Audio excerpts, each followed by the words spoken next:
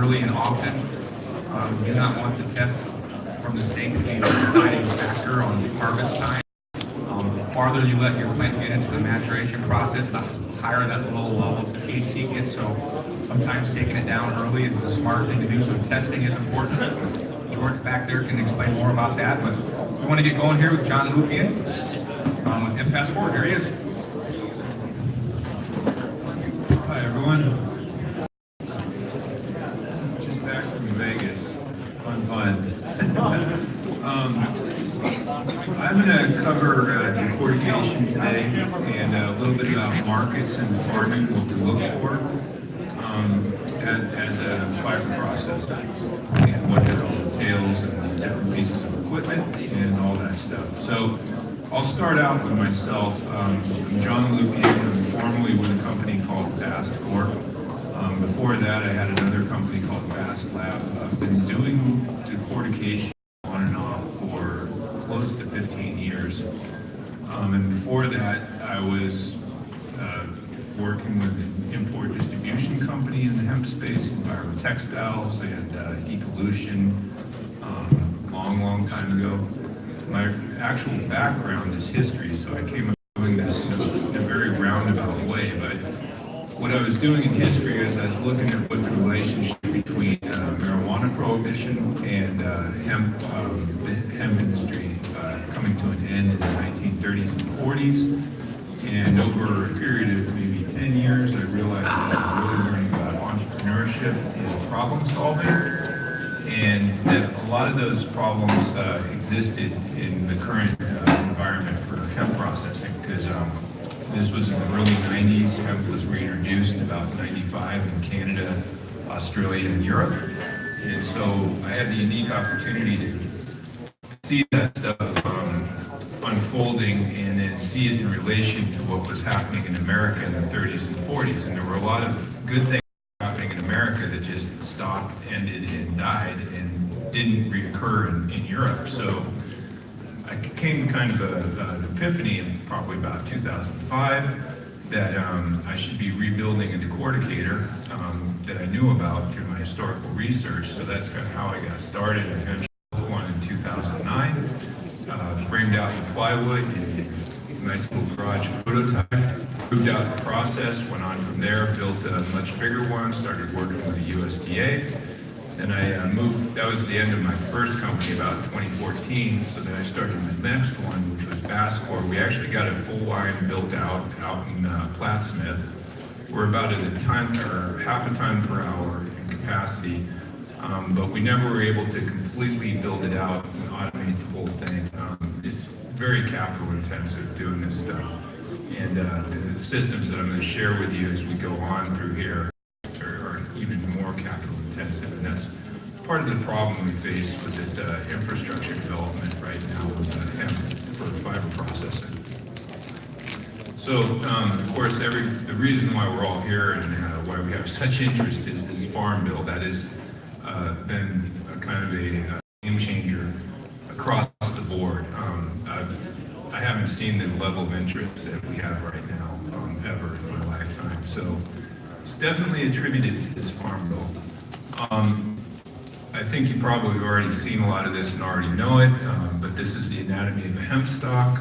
You got your bast fiber. Bast is just a German word for bark, so the fiber's in the outer bark portion, and then you have wood on the inside. And how much wood and how much fiber is really related to the density that's planted and the varieties that are being planted. The more the density, the less fiber. The higher the density, more fiber. So, and that can range, and I'll talk about that a little bit here in a minute. Right away, actually. So, this is what would be referred to as a high-density fiber crop. You're planting somewhere between 40 to 60 pounds of seed per acre. I don't know exactly what that equates to in number of plants per meter, but that's probably something we should consider in the future. This is another crop. This was one, Carmagnola. It's a really good fiber variety out of Europe, northern Italy.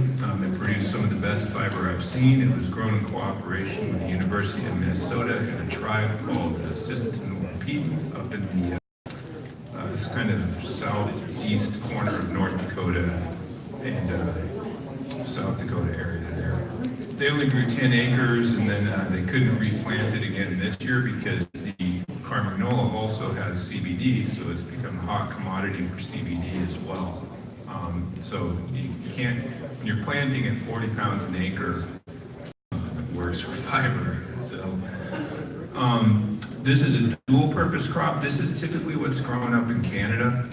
They're usually 5 to 7, 8 feet tall. That'd be really tall for a lot of these, but you got your grain up at the top, you come through with a swatter and top them, and then chop the stalks back on the other side. And the stalks are still good for fiber. So we started out working with this variety, which is a CFX2 out of Manitoba. There's a bunch of varieties still out of Canada that are consistent and good. Sorry, folks. Go try. This is a crop that we worked with starting in 2015. It was grown out in the San Luis Valley in Colorado on a center spigot. It was grown at a density of about 18 pounds per acre seeding density, actually a little bit under that. So it was not really where the density would be. So let me just back up a second. Dual purpose is typically 30 to 35 pounds an acre. Fiber is typically 40 to 60 pounds an acre. Depending on the variety, they'll give you a little bit of variation there. This was 15 to 15 pounds an acre, but it still produced a singular stalk. What that ended up meaning was that the amount of fiber on this stalk was maybe in the range of 15 to 18%, and the rest was wood. So aside from that, though, it was a beautiful crop. And they did this one to collect not only the seed, but also the seed chaff or the flower for CBD. So this was some of the early work that they were doing with formation ag and collecting the tops and trying to do separations and stuff like that. That's moved a long ways forward since back in 2015, but it's possible to think about these crops as fiber and CBD, fiber and grain, or potentially all three of these. And I think companies like Bish and Formation Ag are out there trying to innovate on that level so that we can create more revenue streams at the farm gate. This is it when it was down. This was kind of a thicker section that was maybe 30 pounds per acre that they cut early for us for fiber purposes. Big square bales. One thing from a fiber processor standpoint, the square bales seem to be much easier to transport. Trucking companies are a lot more agreeable to transporting them and don't want to overcharge you for the big round bales. Plus they stack and they store easy. I thought initially they might have problems with the fiber quality because of the way that they're kind of accordion together, but I didn't see any problem with that. So we can definitely process those, and I think we would prefer squares going forward in the future. Just something to think about. So we're looking for hemp that has little to no grain. So that's really related to the density. Cut off the ground 8 inches or so. The base of the stalk is typically referred to the butt, and it has a different quality fiber. And if you get those two mixed up with the remainder of the stalk, then it becomes problematic because it's very difficult to clean that coarser fiber out without really specialized cleaning equipment. So the ideal thing is just to cut that and leave it. You can see some of that in those pictures from the Canadian field that was about that high. Large rounds or large squares.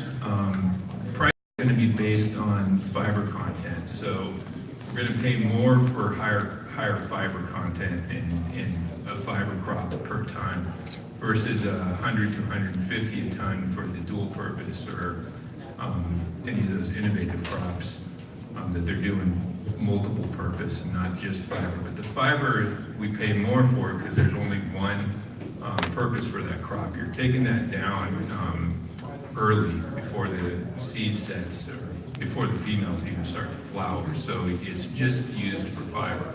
Now, I think there is a possibility of doing something with topping that and taking off CBD or some type of cannabinoid there. There seems to be that's developing over in Europe with Dunagra, but I'm definitely not an expert, can't speak to that.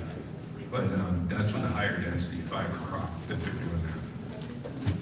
So the big problem right now for fiber processing, or for people that want to sell hemp to a fiber processor to get more value out of their crop, is that there's absolutely no infrastructure. So there was just my company, Baskor. They picked up the facility that we had in Plattsmouth and moved it down to Alabama, and it's not operational now. And the other company was Sunstrand, and Sunstrand is no longer in business.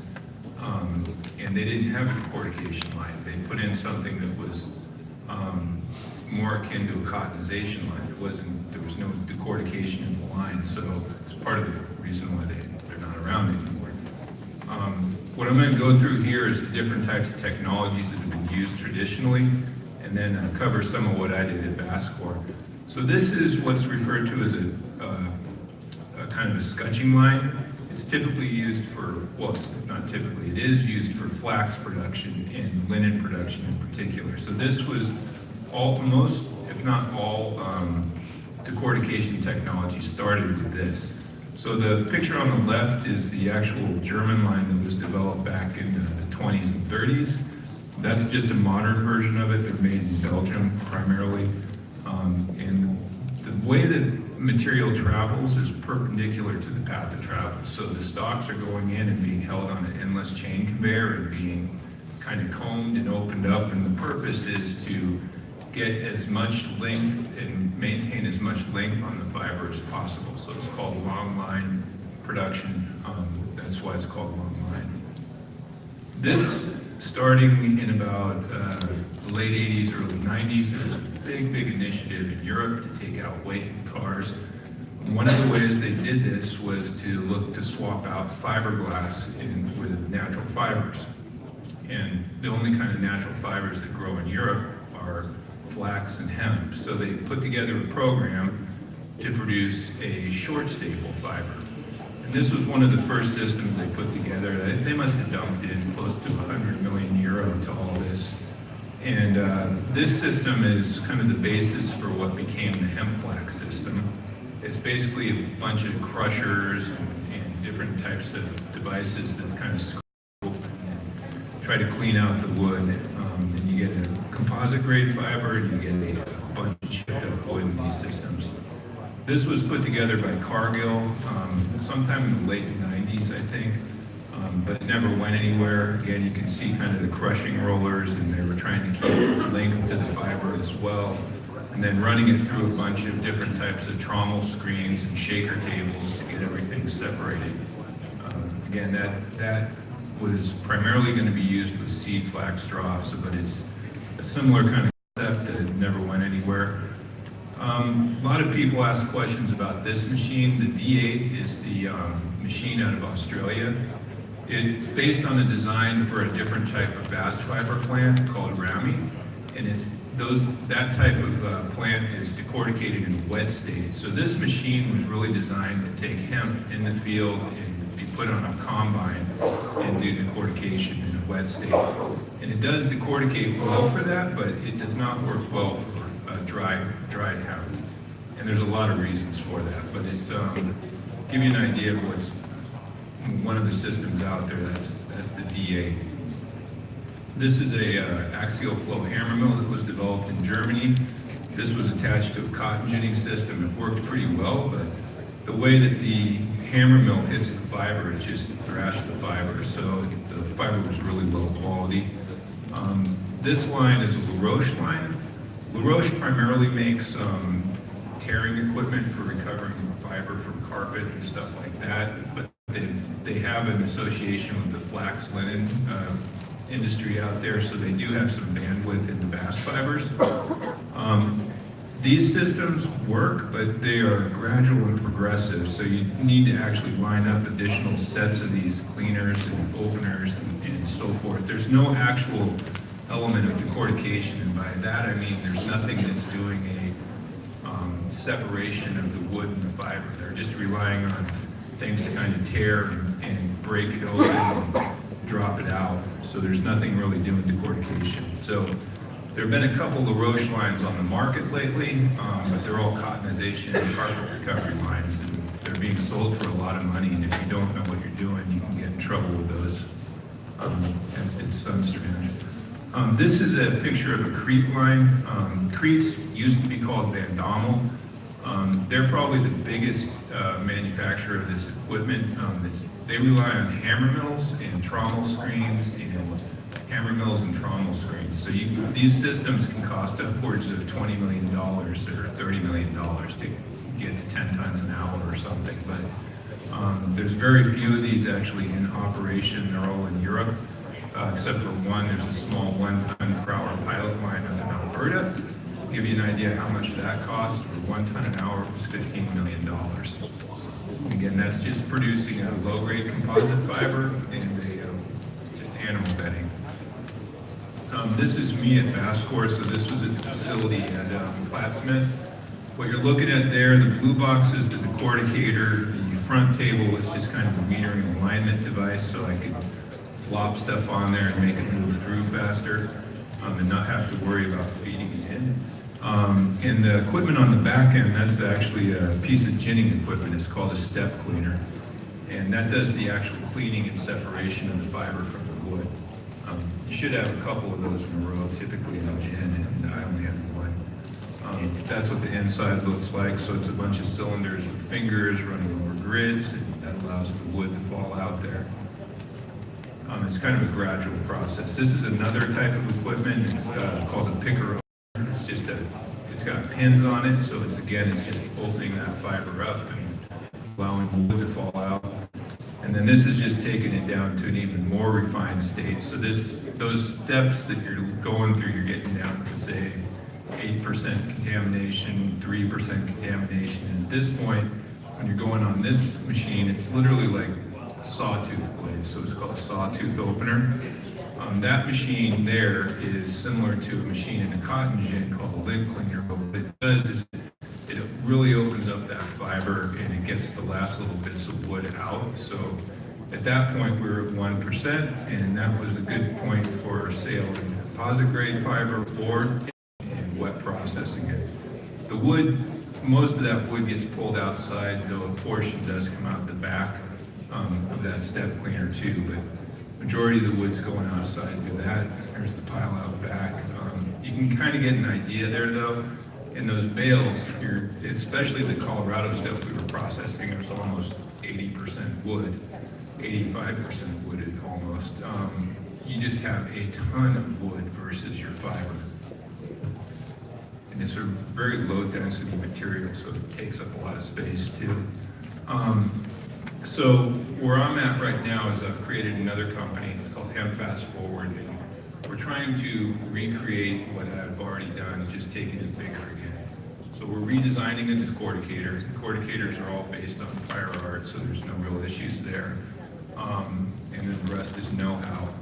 And then the key is syncing it up with existing equipment that exists and is manufactured here in America, not over in Europe. And that's cotton gin equipment. So we have relationships there through the USDA with your corporations here in America, but that's the best cleaning and refining equipment in the world. It doesn't make sense to go anywhere else and do it. We just need to understand how to take the hemp and create a state of, break the fiber in a way that allows you to go into this equipment.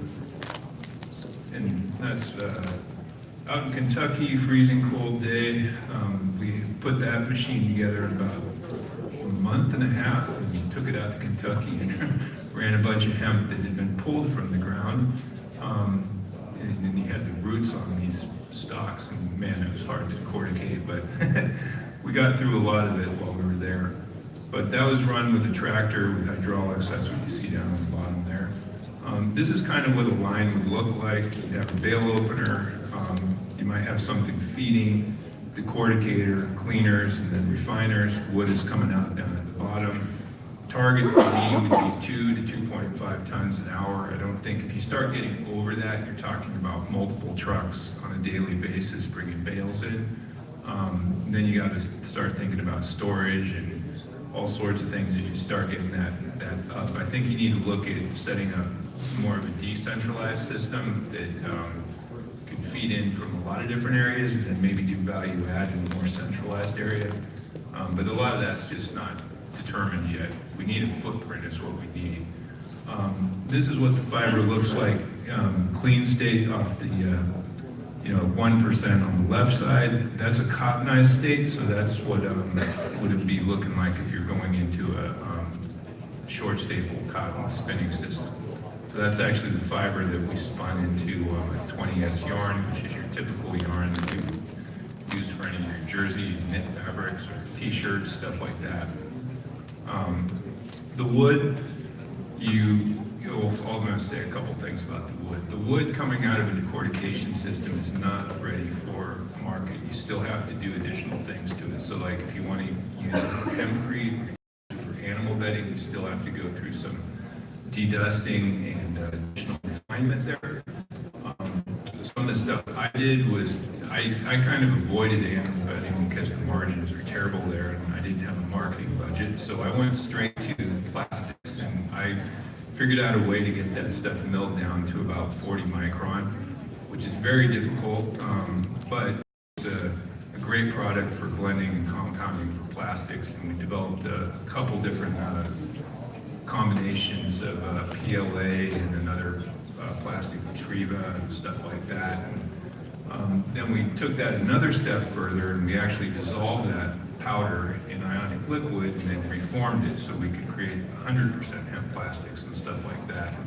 That's kind of where I was at when I unceremoniously left PASCOR, so that's still sitting in the future. But so the final thing I would say about a processing line is you got to make sure that you understand your markets as well. So if you're thinking about fiber processing and setting up a line, you definitely want to be, one, thinking about your supply end, what are you going to use, and then what are my end products?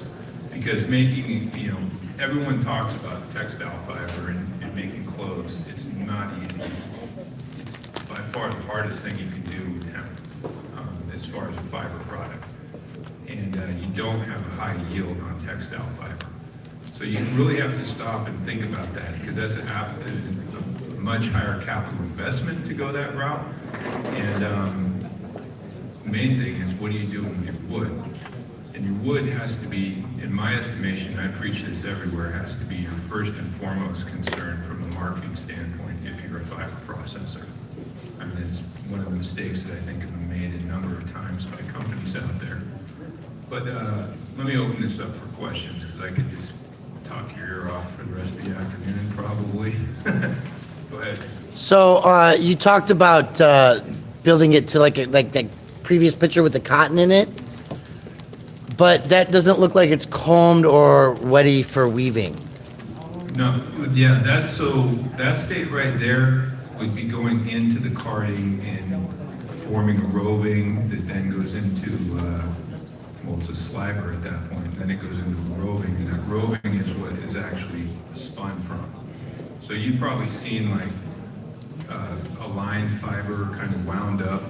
No, actually, I've got a sample of some finola that we grew, and I've been unable to get rid of it for the last 3 years, and so I'm actually interested in like this processing part because lots of people are talking about hempcrete, but whether it's twine, whether it's clothing or other fabric, wools, trying to understand how to get it to market.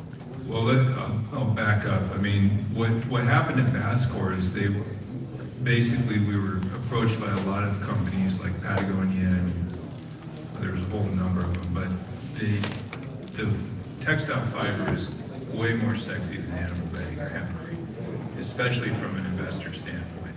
So my board kind of forced me into focusing 100% on textile fiber. Now, the problem is that producing a textile fiber means you have to get that fiber to a point that it's clean enough to go into a wet process. And then you have to have a wet process. There's chemistry involved there. And beyond the wet process, there's a bunch of specialized equipment for refining, opening, and drying, or really drying, opening, and refining. Because if you don't have that, you can never get out of the process because the fiber will just clump. So there is a wealth of know-how that has to be dealt with in order to make a textile grade fiber. So the way I did it is I produced bales of the stuff that was clean, and I shipped it out to Pennsylvania, where I had a toll processor. So it's loose fiber dyeing. They use big giant kears, pressurized, they move cleaning solutions, or whatever you want to call them, through this cake of fiber, and then you take that and you have to dry it and open it, and then you have to further refine it. So what you see there is at the very tail end of that, that's actually run through the first card at a cotton gin, so that, or not a cotton gin, but in a spinning mill, so that it is close to what cotton is, so it's a cottonized state. And by that, that means that you have fiber that's roughly 38 millimeters, or an inch and a half long, and roughly 10 to 20 microns, so, you know, figure 15 average. So you gotta take that fiber that's locked up in that stalk, in that bark, and you gotta get it to this state in order to spin it with cotton. So it's one of the least easy things, I think, to make with hemp. But it's also probably one of the more sexy things, because all the big brands want it. You've probably seen a lot about Levi's. And you have a question?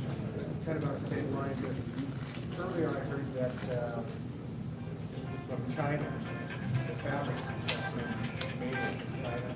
Do they have a special process that they use to do that? Yeah, so China, well, first of all, China's been doing it forever. But the way that they've set their system up in China is mainly small stakeholders, so they'll maybe grow a quarter of an acre, and they'll process that by hand through decortication.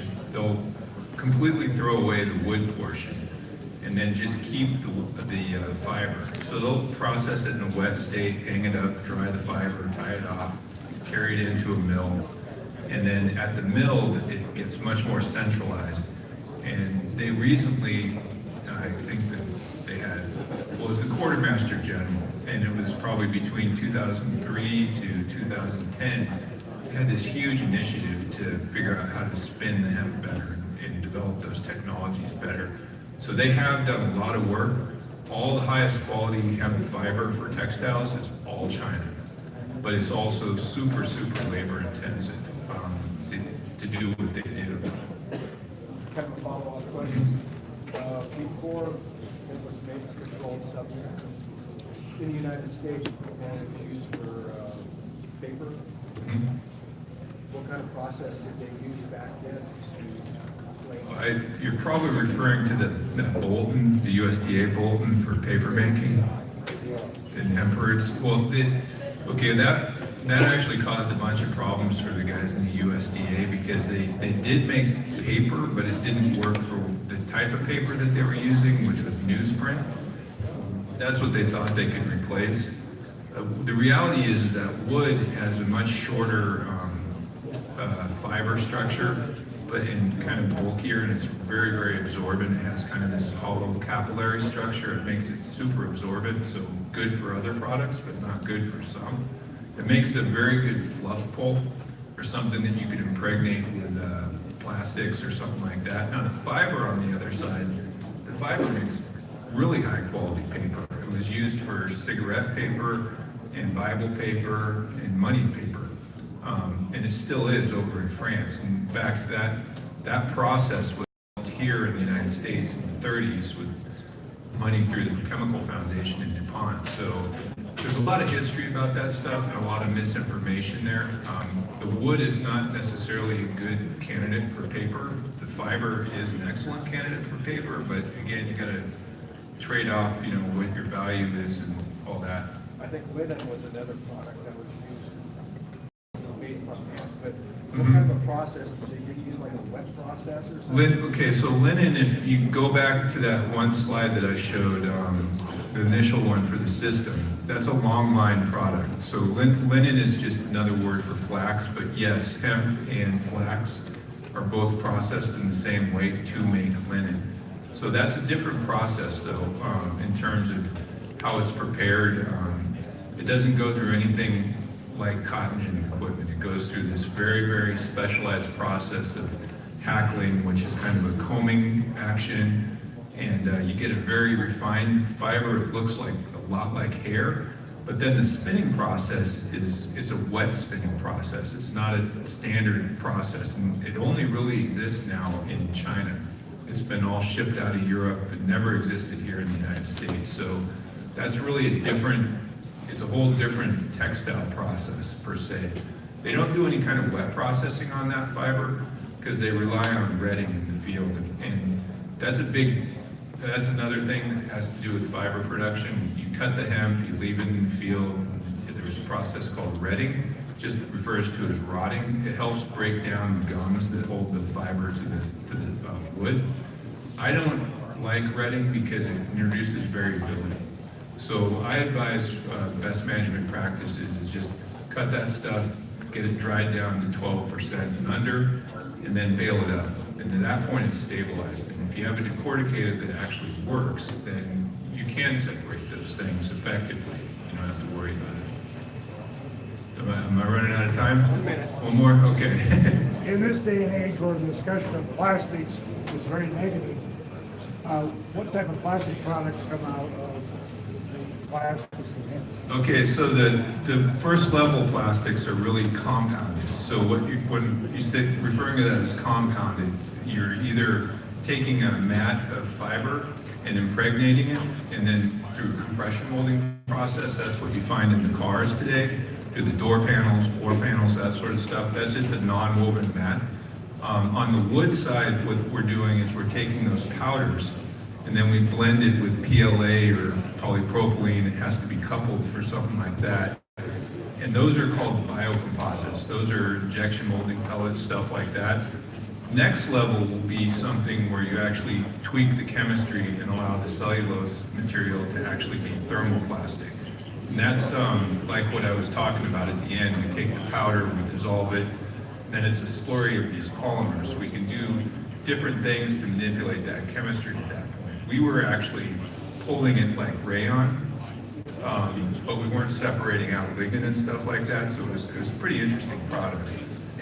But we could have tweaked the chemistry and just started selling it as liquid hemp and allowed people to play with it. But that's the basis for things like cellulose acetate, which you find in some of the high-end plastics for eyeglasses and stuff like that. So that's where the future will head, is cellulosic type materials, and then there's a whole world of researchers that are doing work with lignin and sugars and those sort of things. And that's what's really exciting, because there's so much knowledge at that level, at the university level, of people working on these various problems. Exactly about how do we solve plastics? They